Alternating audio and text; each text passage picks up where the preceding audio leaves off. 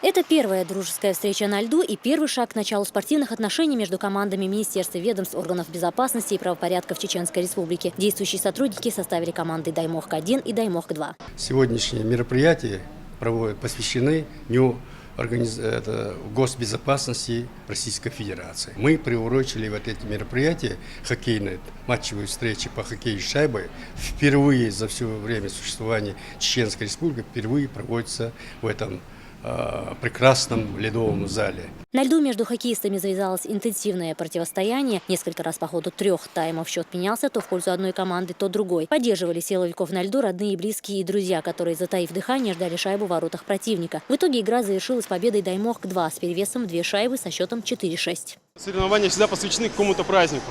Но суть не в том, чему посвящены, а суть в том, что впервые на территории Чеченской Республики, Южная Республика, в Сибири понятно, где-нибудь там, в Санкт-Петербурге понятно, в Южной Республике, в Чеченской Республике впервые был проведен вот этот матч среди жителей Чеченской Республики и тех людей, которые приехали сюда работать.